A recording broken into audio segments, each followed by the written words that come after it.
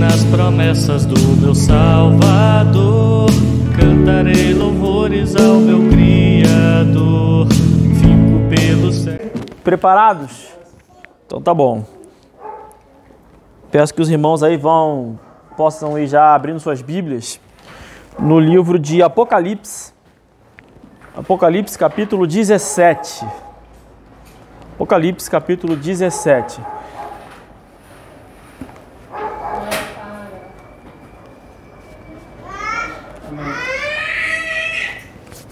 Irmãos, nós estamos no meio da série, né? Estamos falando sobre a Grande Babilônia, tá?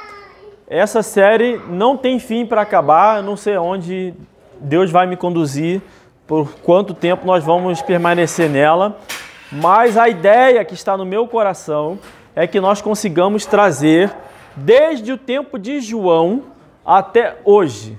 Isso não dá para ser feito hoje, tá? Então a gente vai tratar como ela se manifesta nos dias de hoje e porque eu acredito ser tão importante para que nós possamos estar estudando e ter isso bem claro na nossa mente, para nós não sermos enganados pelas muitas artimanhas do diabo, certo? Apocalipse capítulo 17, vamos deixar o livro de Apocalipse aberto, eu vou sair de vez em quando, mas fica aberto aí por aí que a gente vai voltar. Tá? Capítulo 17 é a descrição dessa grande prostituta, a grande Babilônia. E no versículo 1 diz assim, olha: E veio um dos 7 anjos que tinham as 7 taças e falou comigo dizendo-me, vem, mostrar-te-ei a condenação da grande prostituta que está assentada sobre muitas águas. Só até aí. Irmãos, não vou pregar sobre Apocalipse, tá? Aqui, cada versículo que a gente lê tem um monte de coisa. Então, só nesse aqui tem 7 taças, tem os 7 anjos, tem um monte de outras coisas que não dizem respeito à mensagem, tá? E eu vou passar por vários textos que também despertam o nosso imaginário, despertam a nossa curiosidade. Eu espero que isso aconteça com os irmãos mesmo, para que sejam despertados a estudar, a conhecer, a aprofundar e a saber o que está por vir diante de nós. João teve essa revelação na ilha de Patmos, não foi à toa, tá? Ele fez isso como exortação a todas as igrejas durante todos os séculos, até a nossa hoje. Amém. Então nós temos que entender o que ele nos quis dizer para que nós possamos usufruir daquilo que é a vontade de Deus para nós. Certo? Domingo passado, eu falei um pouco sobre a Grande Babilônia, falei que era um inimigo que estava se agigantando e que ele ameaçava o Brasil. E disse que ela estava disfarçada, transfigurada, ao se dizer cristão, tá? Mas eu não disse quem ela é, né? Eu até tinha escrito em dizer, não disse, e hoje eu ia explicar quem ela é, como a gente identifica ela, mas eu não disse. Os irmãos depois do culto descobriram, mas de qualquer maneira eu vou explicar quem ela é hoje, certo? Certo. Não descobriu? Então você vai descobrir hoje. O pessoal matou a charada, mas nem todos, né? Alguns não. A mensagem de hoje consiste em demonstrar então na Bíblia quem é a Grande Babilônia, tá? Sem a gente entender isso, fica difícil avançar para as próximas mensagens que vão dizer como é que ela opera hoje, tá? Uma coisa que eu deixei claro no domingo passado é que ela é sempre visível, a gente lembra disso. Então ela é algo que a gente consegue ver, enxergar hoje, tá? Então nós temos que identificá-los sem muita dificuldade, porque se ela é visível, a gente tem que ter a capacidade de enxergar. Como que a gente vai ter essa capacidade? Se despindo de nós mesmos, conforme o texto que a gente leu aqui hoje, e sendo humildes e submissos à palavra de Deus. Amém. Certo? É o discernimento que a própria palavra tem condições de nos dar. Se der tempo, eu pretendo já começar a destrinchar um pouco da operação dela, né? Como é que funciona. Se não der, fica para domingo que vem. Beleza. Hoje nós vemos que 90% das igrejas já foram envolvidas por ela. No mínimo, tá, irmão? No mínimo. Estou chutando esse valor, mas no mínimo, disparado, provavelmente é mais. Vamos descobrir quem é ela, então. Eu li o versículo 1, vamos continuar lendo aí até o 7. Com a qual, então ela está, só para mostrar-te a condenação da grande prostituta, que é quem a gente está tratando aqui, que está assentada sobre muitas águas. com a qual fornicaram os reis da terra, e os que habitam na terra se embebedaram com o vinho da sua fornicação. E levou-me em espírito a um deserto, e vi uma mulher assentada sobre uma besta de cor de escarlata, que estava cheia de nomes de blasfêmia, e tinha 7 cabeças e 10 chifres, e a mulher estava vestida de púrpura e escarlata, e adornada com ouro e pedras preciosas e pérolas, e tinha na sua mão um cálice de ouro cheio das abominações e da imundícia da sua fornicação, e na sua testa havia escrito o nome, Mistério, a Grande Babilônia, a mãe das prostituições e abominações da terra, que foi o texto que eu usei na semana passada. E vi que a mulher estava embriagada do sangue dos santos e do sangue das testemunhas de Jesus, e vendo-a eu, maravilhei-me com grande admiração. E o anjo me disse: por que te admiras? Eu te direi o mistério da mulher e da besta aqui atrás, a qual tem 7 cabeças e 10 chifres. Então, só até aí por enquanto. A nossa abordagem, a forma como nós enxergamos a Bíblia é sempre literal. O que a Bíblia diz é o que está e que aconteceu e ponto final. Quando eu olho para esse texto, aí a pessoa fala, então tem uma mulher assentada sobre uma besta de 10 cabeças e tal. Eu não posso acreditar nisso. Por quê? Porque a minha abordagem é literal. Se o próprio texto está dizendo que tem uma interpretação, ele disse, olha, eu vou lhe explicar o significado disso. Então não, a forma literal de enxergar isso é que isso é uma analogia, certo? Se não tivesse esse versículo aqui, ou outros dizendo, vou te explicar o que isso significa, o que são isso, o que isso quer dizer, então eu ia acreditar do jeito que estava ali. Mas Deus tratou de dizer que isso é um simbolismo. Vamos entender esse simbolismo porque ele nos revelou. A primeira coisa de se destacar aqui, que chama atenção para mim, eu não sei se chama atenção para os irmãos, é que o apóstolo João conviveu com Cristo, andou, caminhou, viu Jesus Cristo ressurreto, jantou, almoçou com ele lá um peixe frito, né? Depois que Jesus Cristo ressuscitou, viu as glórias, as maravilhas, gente sendo curada, viu a igreja sendo formada, ele viu tudo isso acontecer.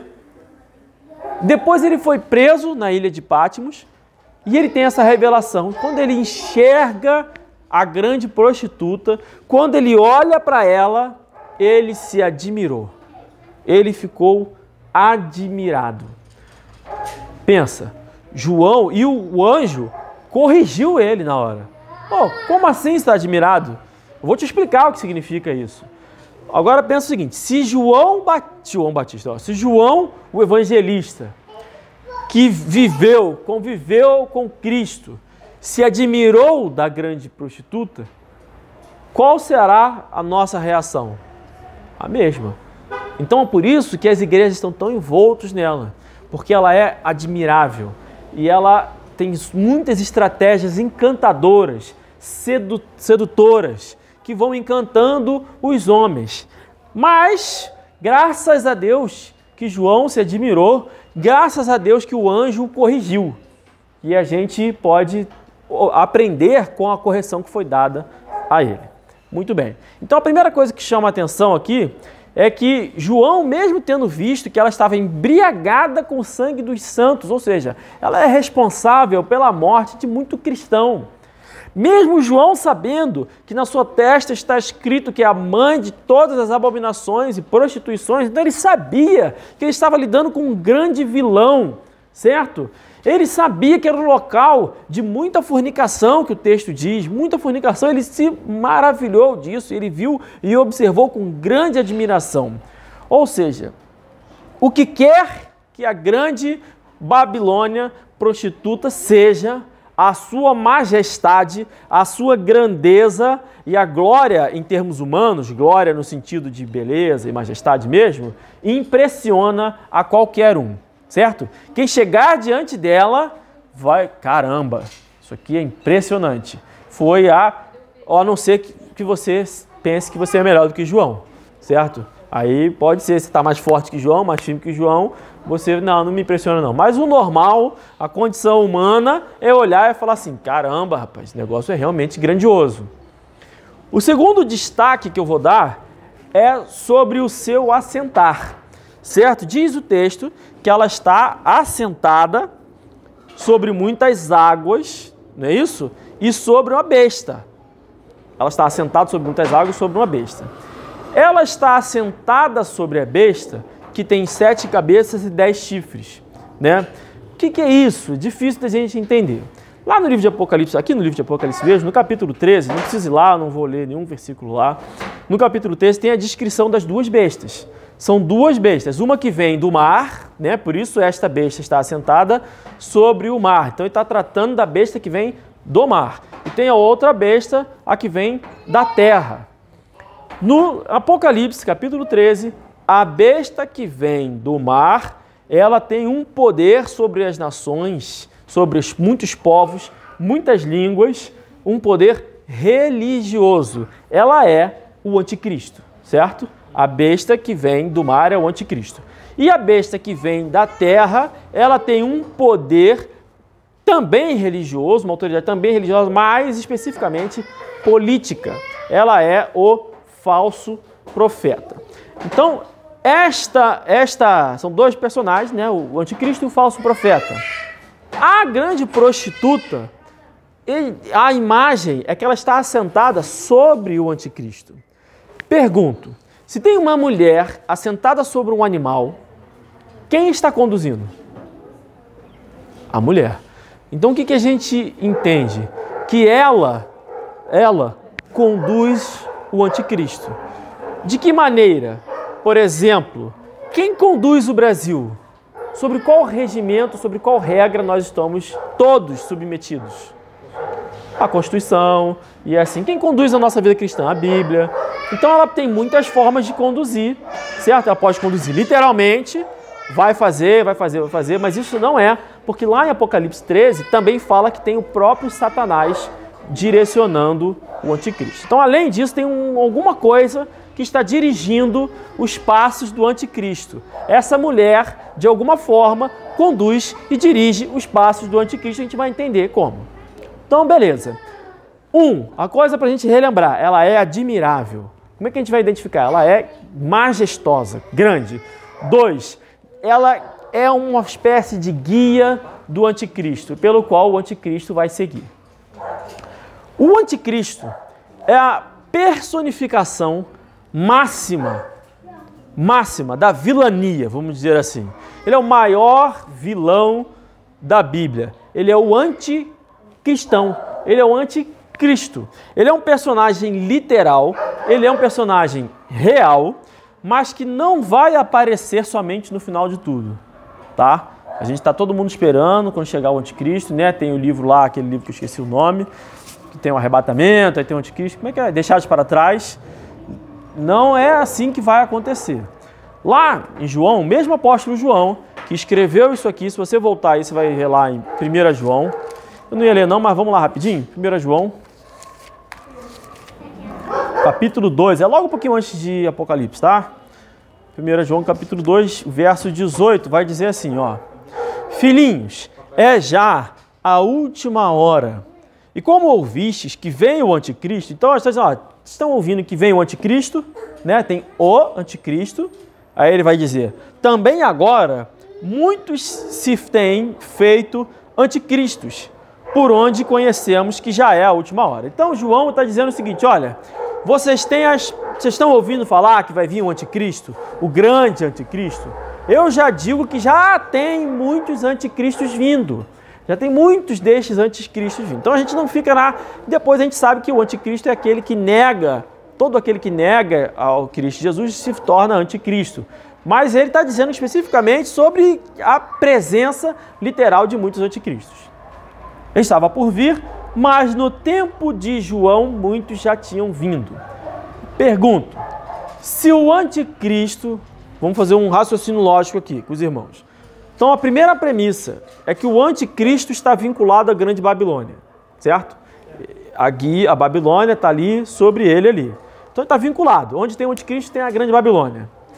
Se no tempo, essa é a primeira premissa. A segunda premissa, no tempo de João já tinham anticristos. Então o anticristo está vinculado à Babilônia. No tempo de João já tinha o anticristo. São as duas premissas. Pergunto, a grande Babilônia já atuava no tempo de João? O que vocês acham? O que vocês acham? Vocês entenderam? Vocês entenderam a pergunta? Já? Se no tempo de João, se o anticristo depende da grande Babilônia, está dizendo que um está ligado ao outro, está ali. E se no tempo de João já tinham anticristos, no tempo de João já tinha grande Babilônia? Óbvio, né? Sim, beleza. É porque o pessoal ficou meio duvidoso aí. Vou repetir para ver se tem mais uma... Não, beleza. Ou seja, esta mulher, grande prostituta, grande Babilônia, ela era tão visível no tempo de João quanto é hoje, certo? Ela é a mesma, ela não mudou para hoje. A mesma prostituta que estava lá com o anticristo lá é a que vai estar no final com o anticristo também. Muito bem. Esse é um princípio para a gente ajudar a identificar. O que é ela e o que a sua imagem representa? Será que ela é uma pessoa? Será que ela é uma religião? Será que ela é um governo? O que é ela? A Bíblia diz exatamente o que é ela. Então, você está em Apocalipse 17, nós vamos ler o versículo 18. Vai dizer o seguinte, olha... E a mulher que viste é a grande cidade que reina sobre os reis da terra.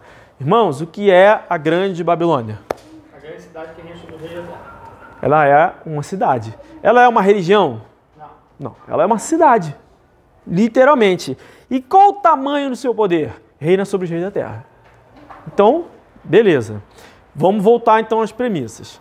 Uma grande cidade que reina sobre os reis da terra, majestosa e admirável, residência dos anticristos, que reinava no tempo de João. Quem pode ser? Quem pode ser? É exatamente isso. Roma. Já sabia, né? Roma.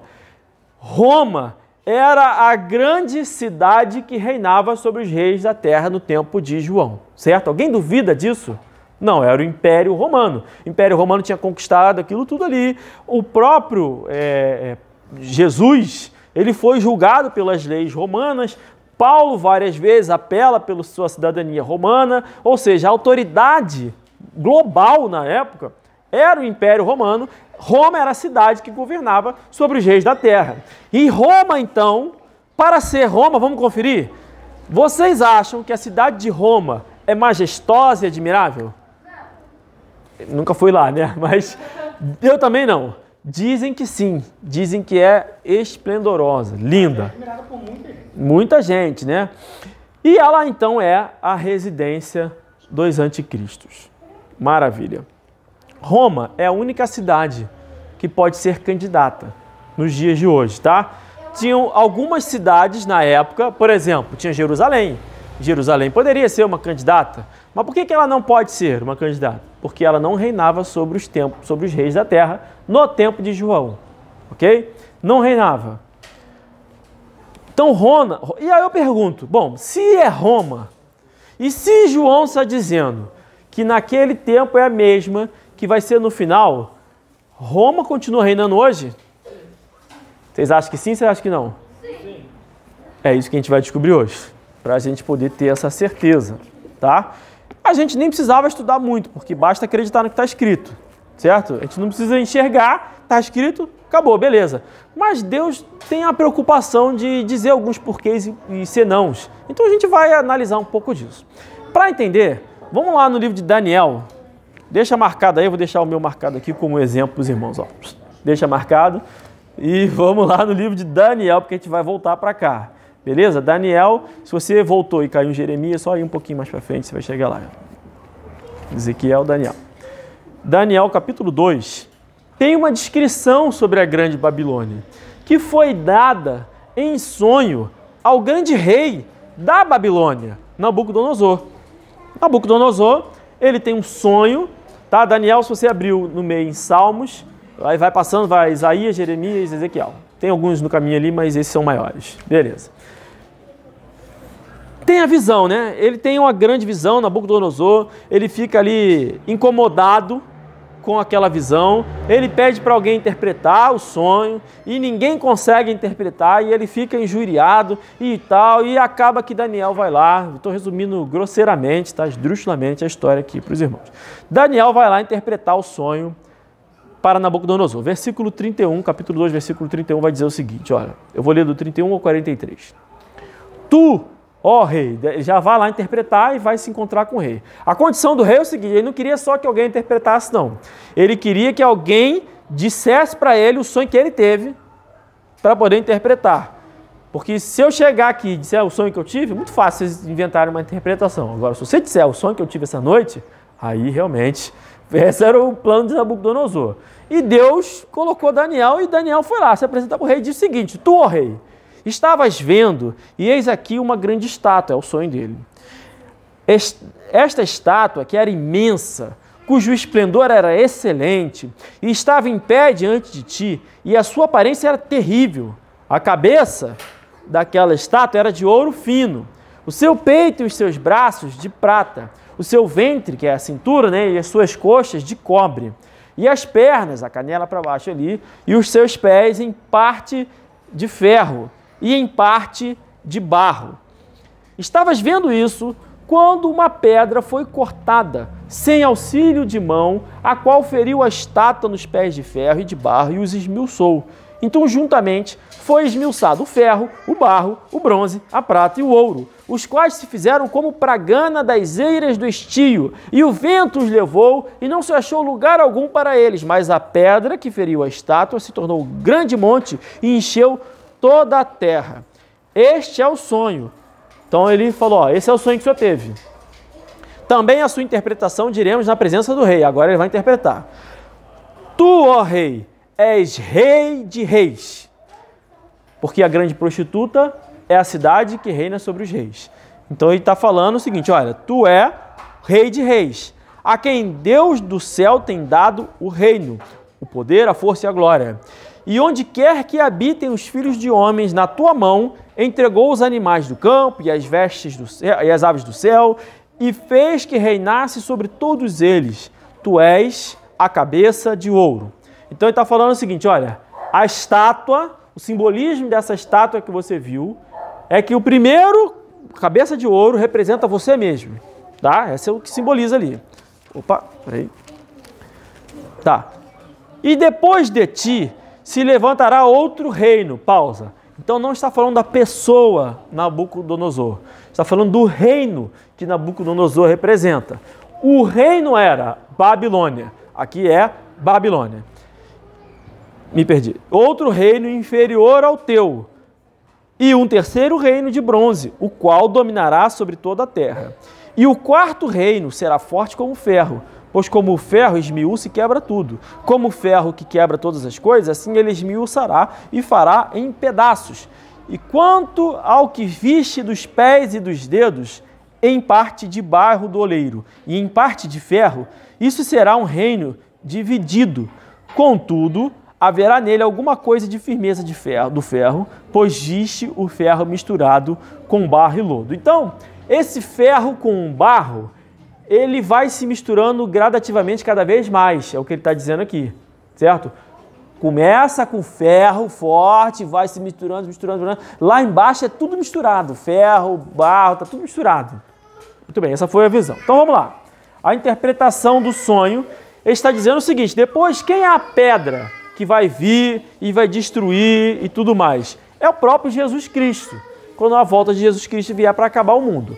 Então, Daniel está interpretando o sonho que Deus deu a Nabucodonosor para ilustrar os reinos desde Nabucodonosor até o fim dos tempos. Qual vai ser o reino do tempo de Nabucodonosor até o fim do tempo? A primeira cabeça de ouro é a própria Babilônia, tá claro, ninguém discute isso. Babilônia. O segundo reino são peitos e braços de prata. Seria o reino que sucederia a Babilônia. Qual foi na história o reino que sucedeu a Babilônia? A gente sabe a resposta disso, apesar de um monte de gente devagar por aí, inventar um monte de coisa, mas a Bíblia diz. A Bíblia diz quem foi o reino que assumiu, que foi o reino da Síria. certo? Onde é que diz isso? Lá na história de Esdras e Neemias. Você vai entender perfeitamente quem foi, que eu não vou adentrar lá. Muito bem. Então o reino que sucedeu a Babilônia foi a Assíria. Aí a terceiro é a parte que dificulta, porque a Bíblia não diz, que foi o quê? A cintura e as pernas de bronze. Mas a Bíblia diz que esse reino que sucederia então a Assíria conquistaria e unificaria o mundo. Irmãos, quem foi o grande conquistador que unificou o mundo antigo? Uma chance de acertar o nome. Ninguém. Ninguém? Cara, ele era grande. Não? Alexandre o Grande, exatamente. Eu não podia falar porque a gente tem que saber quem foi Alexandre o Grande. Alexandre o Grande foi o grande conquistador, dominador do mundo. Qual era o reino que ele foi o rei? A Grécia. Muito bem, a Grécia. A Grécia foi o reino que reinou antes do Império Romano assumir. Veio a Síria, né? A Guerra de Troia, o filme Troia, é um pouco disso aí, né? A Grécia contra a Síria ali, os persas, que também Persa e Síria é mais ou menos a mesma coisa. Enfim, beleza. A Bíblia não diz quem foi esse rei, mas pela história a gente sabe que foi a Grécia. Beleza, qual foi o quarto reino? Aí, vamos dizer o seguinte, ó, não foi a Grécia, vamos supor. Não foi a Grécia, foi a, sei lá quem, os turcos, os otomanos, otomano não pode ser porque depois, mas enfim, ou qualquer outro. Beleza, irmãos, a Bíblia não disse, é porque não interessa mesmo. O que interessa é o próximo, que é o quarto, tá? Eu acredito ser a Grécia, mas o que interessa é o quarto. Por que que o quarto a gente tem como ter certeza? Porque o quarto, João disse que seria o reinado, aquele reinado ia durar até o final. Então era o reinado que reinaria sobre os reis da terra e duraria até o final. Então quem quer que seja o quarto vai ter que reinar até o final. Num dado momento vai ter que reinar do tempo de João até o próximo quarto. Esse é a própria Roma, conforme a gente já entendeu aqui. Mas ele diz o seguinte, que esse reino é um reino dividido entre muito ferro e ferro misturado com barro, de uma forma progressiva. Ou seja, é quase como se fossem algumas fases. Começa com ferro, força, e aos poucos ele vai se misturando. Essa mistura tem um nome técnico hoje chamado de ecumenismo, que é o que a gente vai abordar no final do sermão ou no próximo sermão. Mas beleza, é um reino misturado. Se ele é misturado, ele não é claro, ele é disfarçado. Os irmãos conseguem entender isso? Não é ferro, é ferro meio barro, é hora mais ferro, hora mais barro, é um negócio misturado, não é tão claro. Muito bem. Sabemos que Roma é esse império, porque Roma é a cidade que reinava sobre os reis da terra no tempo de João. João previu que esse reino reinaria até o final. Daniel explicou que ele seria disfarçado. Então, apesar de estar aí, visível para todos nós, ele está disfarçado, misturado. É a sua tática, é a forma como funciona. Na nossa série, essa série tem o propósito, o sonho, o objetivo, que se Deus permitir, nós vamos conseguir, de separar barro, ferro, nós vamos limpar esses pés aí e vamos enxergar, opa, tá aqui, isso aqui também é barro dele, isso aqui é ferro dele, nós vamos tentar entender isso, como funcionam esses disfarces hoje. Mas poxa, eu não estou muito convencido, eu não tenho muita certeza de que é a Bíblia não, de que é Roma, para não deixar nenhuma dúvida. A Bíblia teve o cuidado, o zelo e a preciosidade de dizer a localização geográfica dessa cidade. Então vamos lá, você está em Apocalipse 17, vou voltar aqui no meu marcador, ó. Ih, peguei o marcador errado. Pronto. Apocalipse 17, verso 9, vai dizer o seguinte, ó. Aqui o sentido, que tem sabedoria. As 7 cabeças são 7 montes sobre os quais a mulher está assentada. Pronto. Localização geográfica. Então ele disse que é uma cidade e que essa cidade está em cima de 7 montes. Qual é a cidade que está em cima de 7 montes? Vou dar a resposta para os irmãos. Roma, tá? Até hoje, eu tenho um amigo ultra, mega, hiper católico, eu falo sempre dele, que já esteve lá em Roma, e ele fala, e meu pai me confirmou isso quando foi a Roma também, que os guias turísticos falam, aqui temos Roma, a cidade das 7 colinas. Então os próprios romanos se identificam hoje como sendo a cidade das 7 colinas. Nenhuma outra cidade do mundo de João na época e do mundo de hoje se encaixa nessa categoria. Porque alguém poderia dizer assim, não, cidade é os Estados Unidos, é Washington, por exemplo. Não dá para ser, porque a capital dos Estados Unidos, Washington, não se encaixa nisso. Nenhuma outra capital de um grande império, governo, que já existiu na história, ficou conhecida como sendo uma cidade de 7 colinas. Eu ouvi, há muito tempo atrás, um cara falando que Belo Horizonte ficava em 7 colinas. Eu não tenho certeza disso, tá, gente? Não pesquisei, mas eu tenho certeza que Belo Horizonte não existia no tempo de João. Aliás, existia o local, né? Mas não como cidade, né? Beleza. Então não pode ser Belo Horizonte, tá? Se tiver alguém, um mineiro aí, tá tranquilo. Nenhuma outra cidade se encaixa. Então, ou é Roma, ou é Roma. Não tem outra, tá? E eu vou detalhar um pouquinho sobre isso hoje, né? Por isso nós estamos nessa série. Hoje nós estamos vendo que Roma ainda é Roma. Nós vamos descobrir que Roma ainda é Roma. Por incrível que pareça, Roma é Roma, irmãos. Roma não é outra coisa. E o que é isso? É ferro e barro. Ferro e barro. Roma continua sendo a grande Babilônia. Foi na época de João o lar do anticristo. E é hoje o lar do anticristo. É de lá que vai vir o anticristo.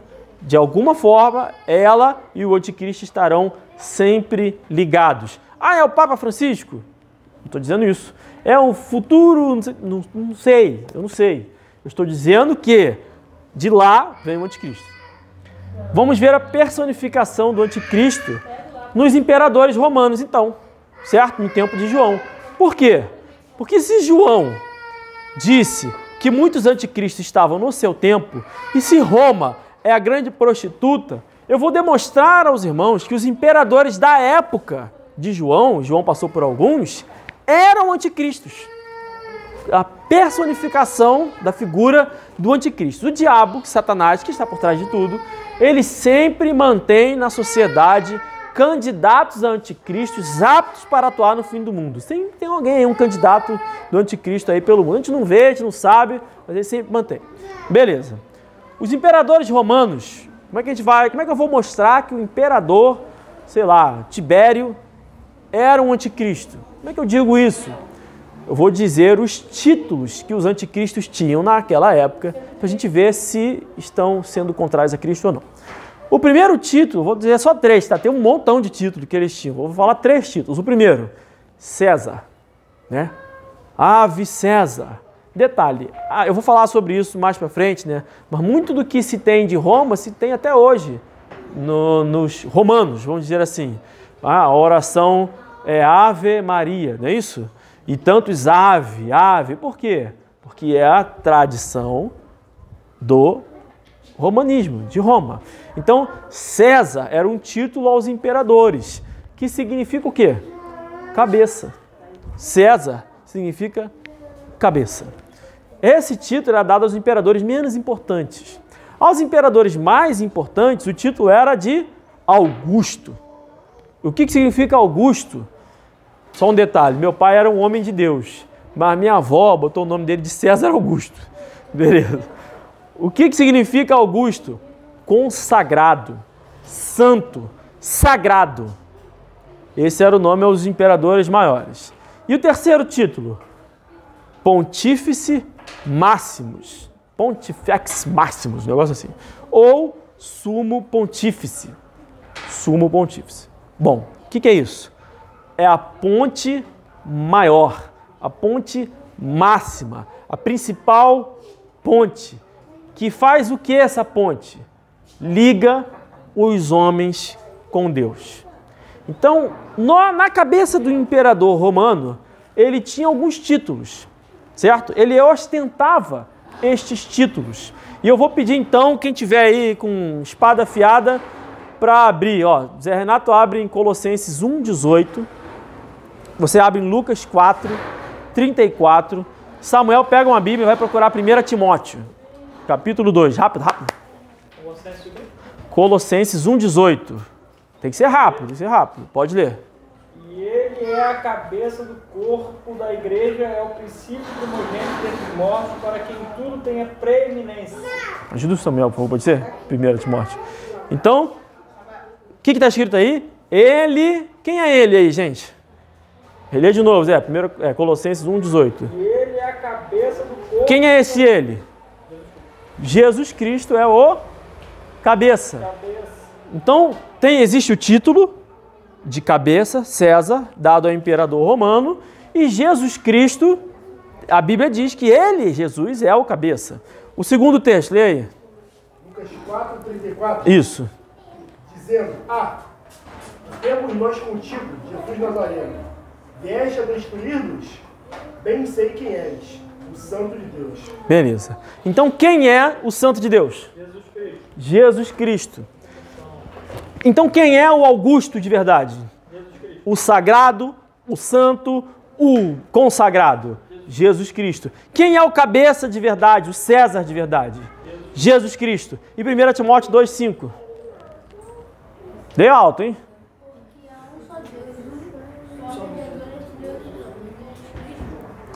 Então, Jesus Cristo é o mediador entre Deus e os homens. E também a Bíblia diz que ele é o caminho. Pensa bem, nós homens estamos aqui, Deus está lá no céu, existe um caminho daqui para lá e um mediador que nos leva. Quem é essa ponte, gente? Jesus Cristo. Então, vamos figurar os 3 títulos de um imperador romano, Júlio César, certo? 3 títulos. Ele é o César de verdade? Não, porque o cabeça é Cristo. Ele é Augusto? Não pode ser Augusto, porque o sagrado, o santo, é Jesus Cristo. Ele é o sumo pontífice que liga os deuses e os homens? Não, ele não é, porque quem é isso é o próprio Jesus Cristo.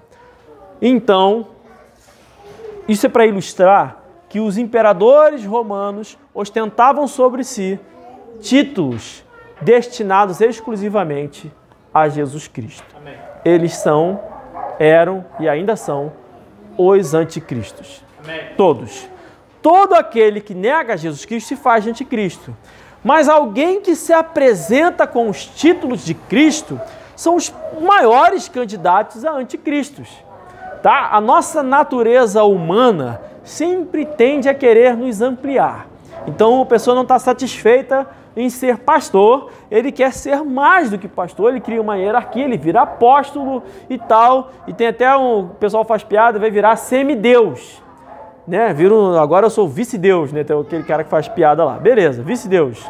Os imperadores romanos são mais ou menos assim, eles se colocam no lugar de Cristo, tá? Porque é da natureza humana, e vocês vão ver que os de hoje avançaram muito, deixaram os imperadores romanos no chinelo sobre a criatividade humana de se fazer Deus. Todos os imperadores romanos são anticristos.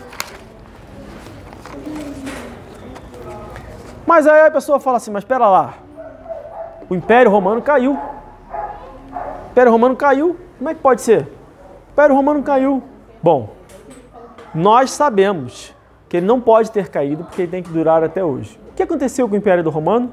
Ele se misturou, ele se disfarçou e nós vamos identificar.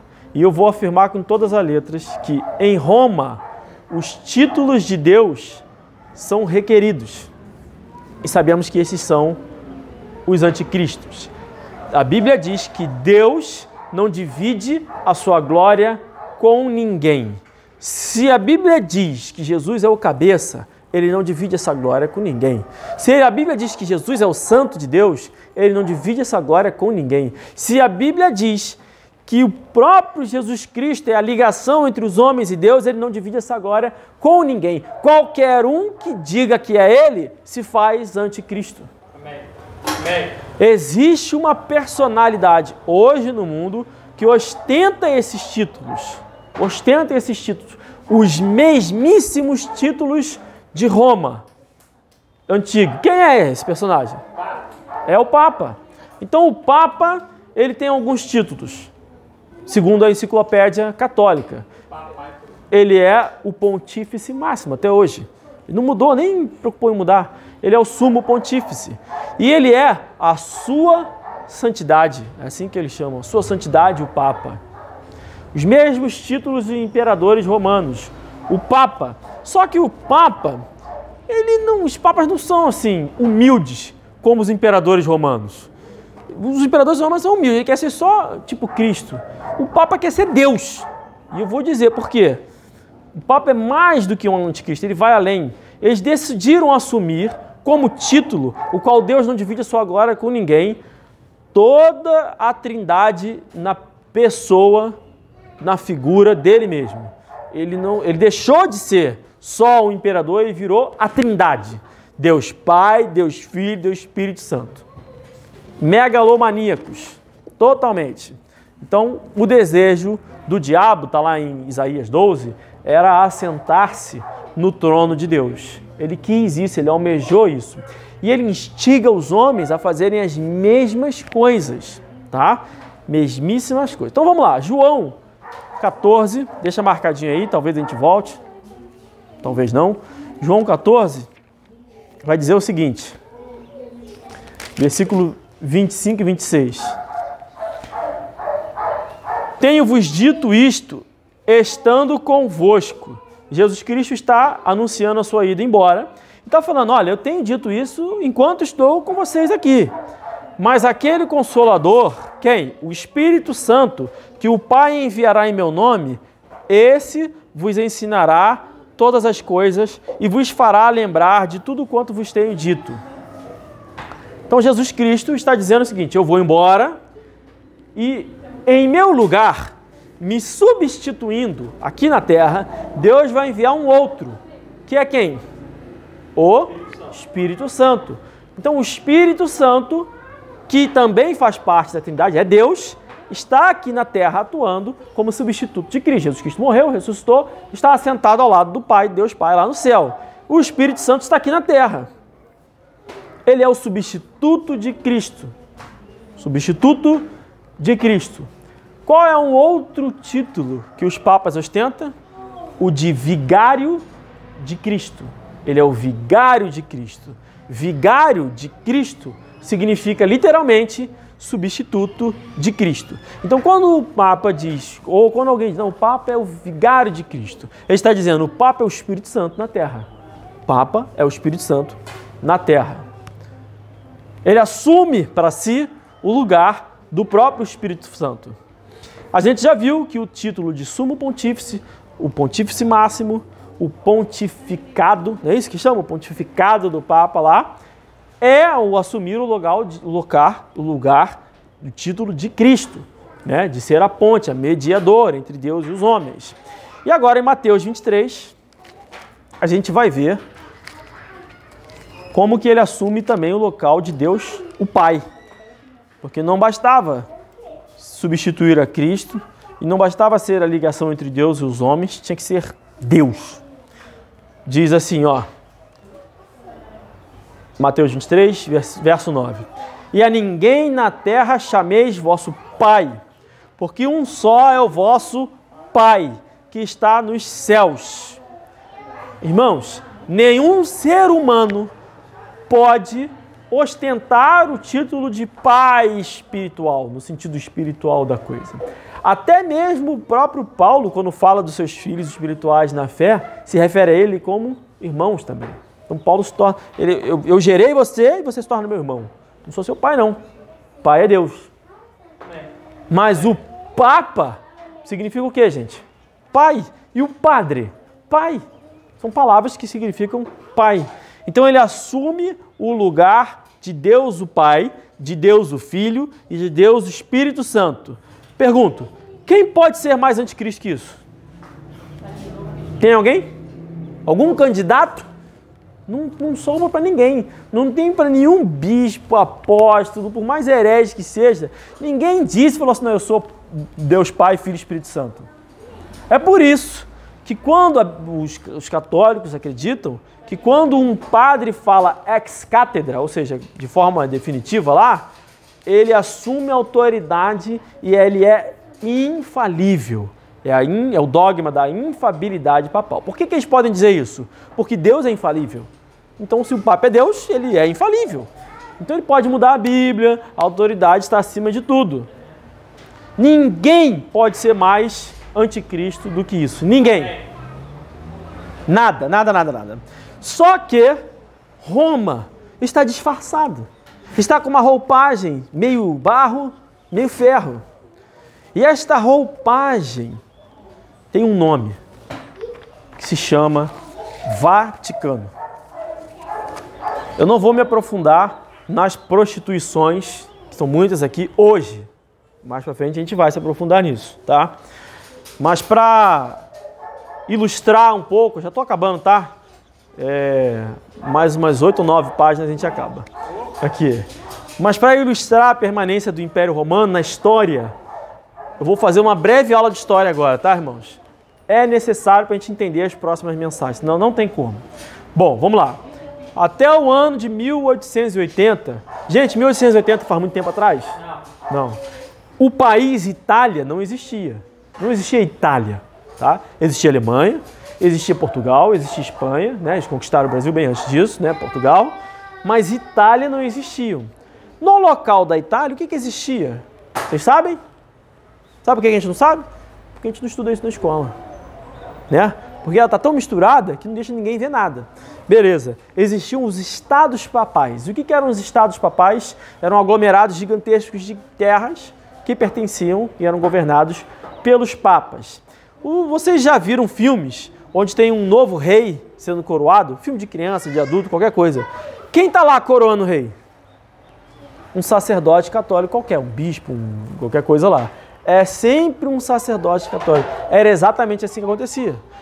Todos os reis da Idade Média, até hoje, quando eles são coroados, tem sempre uma figura vinculada à autoridade papal, um cardeal, alguma coisa, coroando. Então, se eu coroo alguém, quem é maior? Eu ou o rei? Eu que estou dando autoridade a ele. Se eu que dou autoridade, eu sou maior do que ele. Então, todos os reis da terra permaneceram se corrompendo e se subjugando à autoridade dos imperadores romanos, cujo título foi só mudado para Papa, porque eles cansaram de ser imperadores e queriam ser Deus. Todos. Os papas coroaram todos os reinos do mundo. Então essa mensagem que João falou, a cidade que está assentada sobre todos os reis da terra, continua viva até hoje. Pelo menos até a Idade Média, a gente vai chegar nos dias de hoje. Muito bem. O que aconteceu? Num dado momento, na história, teve um cidadão. Muitas vezes Roma foi atacada, tá? Várias vezes. Dizem que Gengis Khan chegou na porta do Vaticano lá e aí ele ficou impressionado. Não sei se é lenda, se é verdade, tá? Ficou impressionado com a majestade lá do Vaticano, na grandeza. Ficou tão admirado que ele desistiu de destruir o Vaticano. Pode ser verdade, pode não ser. Porque, inclusive, tem gente que fala assim para mim, porque tem um texto na Bíblia que diz assim, destruirei todas as suas imagens. Aí tem um católico que vira e mexe e fala assim para mim, ele esquece das nossas conversas, aí repete a história, ele fala assim, olha, destruirei todas as suas imagens, até hoje as imagens da Igreja Católica não foram destruídas. É verdade, porque Roma só vai ser destruída no Apocalipse 18, tem muita coisa para acontecer. Tá? Muita coisa. Assim como não destrói nenhuma imagem de centro de macumba, de templo budista, de Shiva, de, sei lá, de Rambo, não destrói nada. Não destrói nenhuma imagem.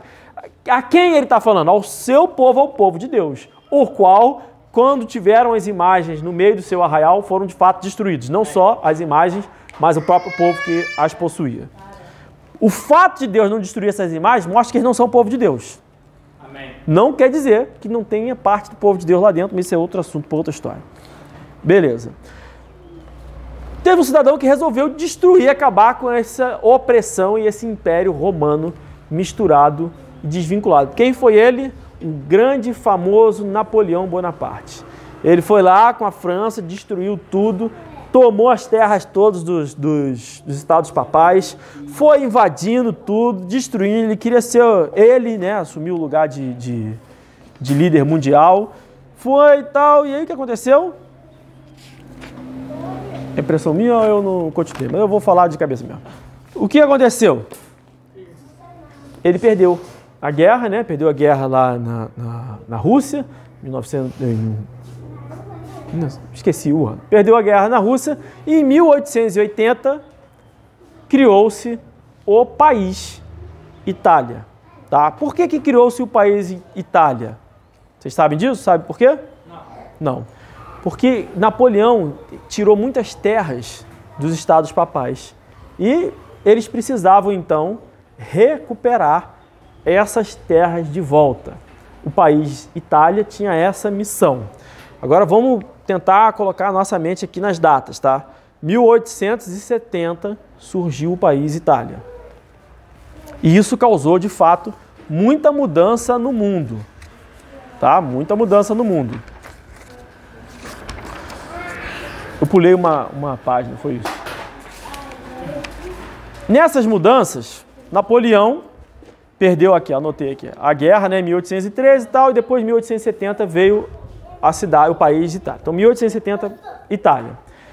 Com a criação desse país, a Itália tinha o propósito de recuperar o poder perdido para Napoleão Bonaparte. Roma não caiu, tá? Ela perdeu muitos poderes. A Itália se organizou e imediatamente começou a se preparar para guerrear contra a França. Então, em 1880 surgiu o país Itália. A Itália vai e se alia à Alemanha, ao Império Austríaco-Húngaro. E a França se alia à Grã-Bretanha e à Rússia.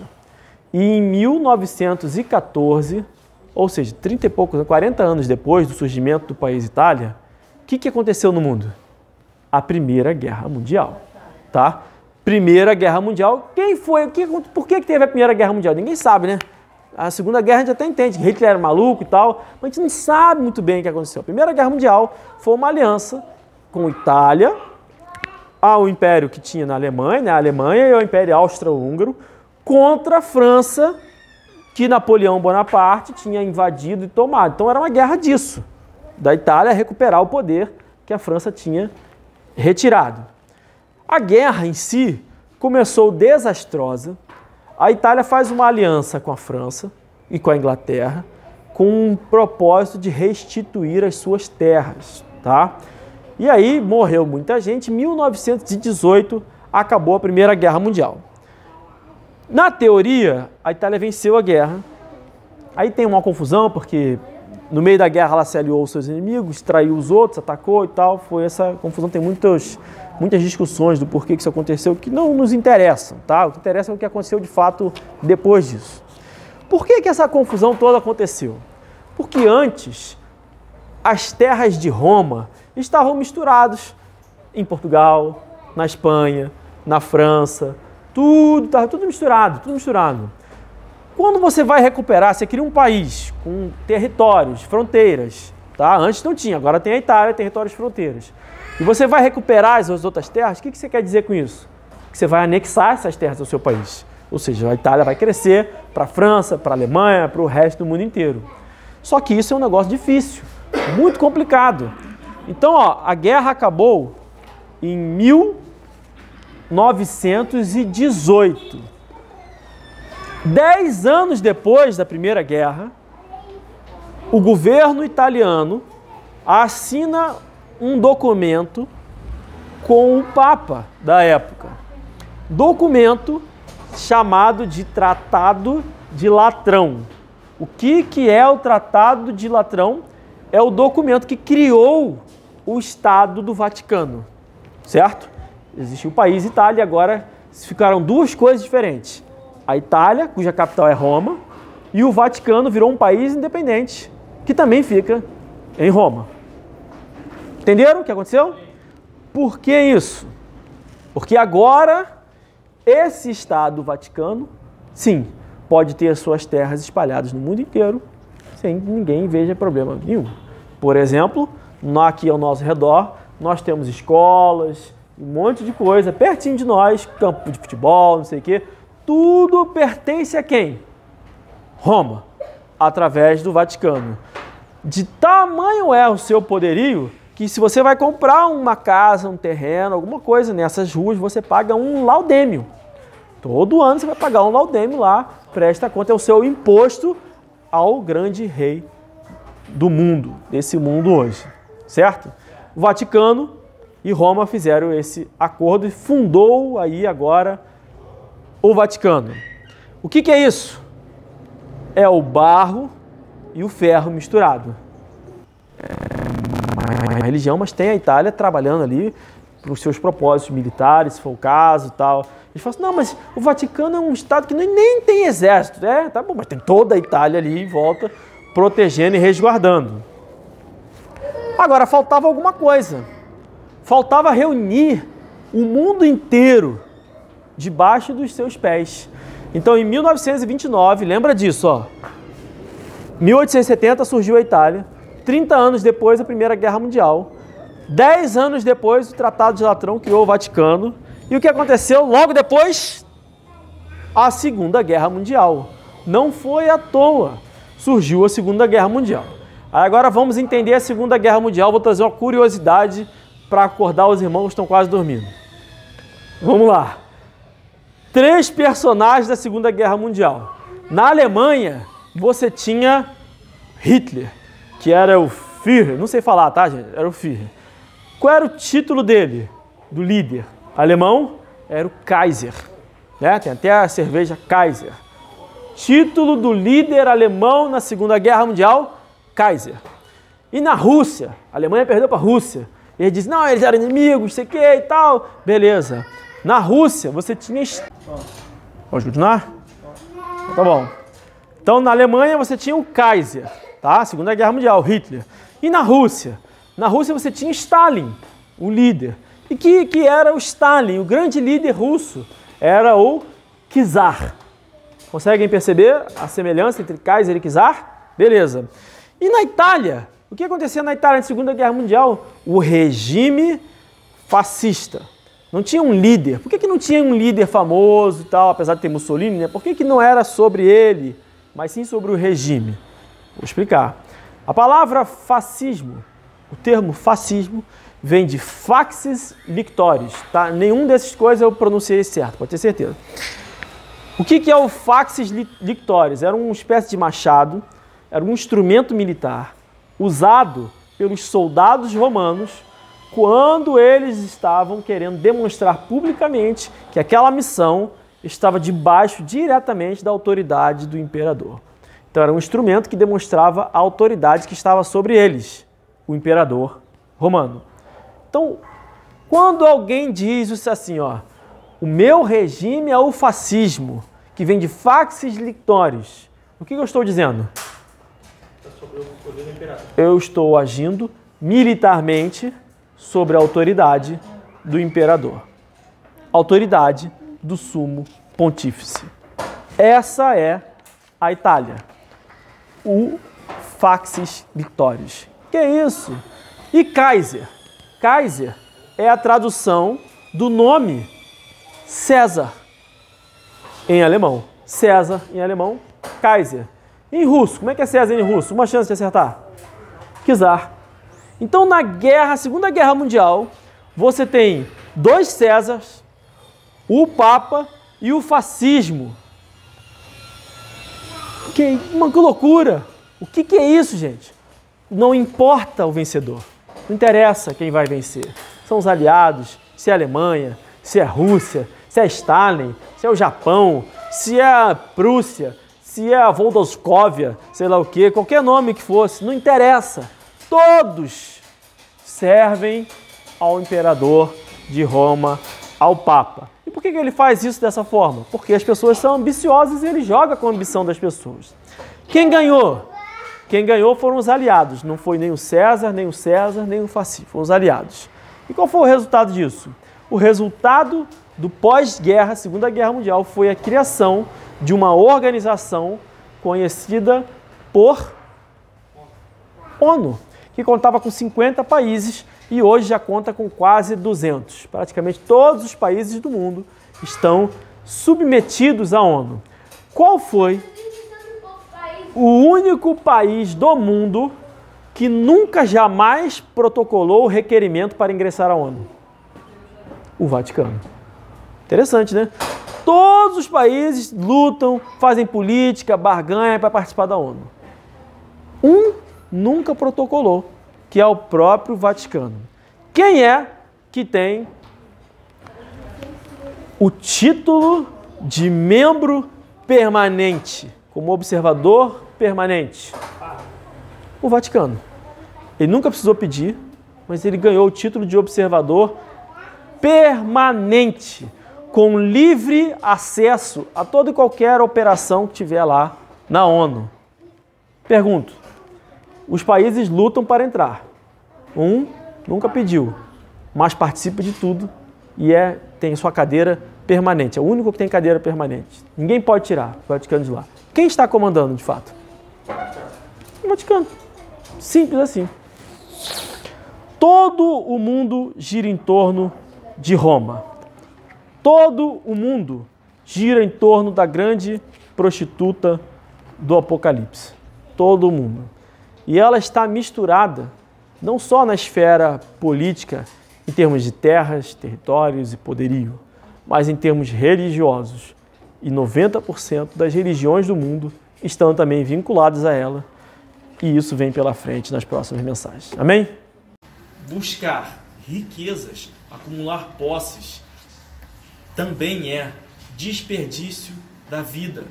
Ele fez tudo isso. Ele conquistou, ele é um cara bem sucedido, ele foi o maior do seu tempo, maior até hoje.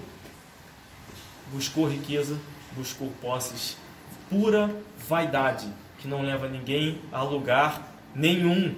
Na verdade, essa busca é um pleno desperdício da vida.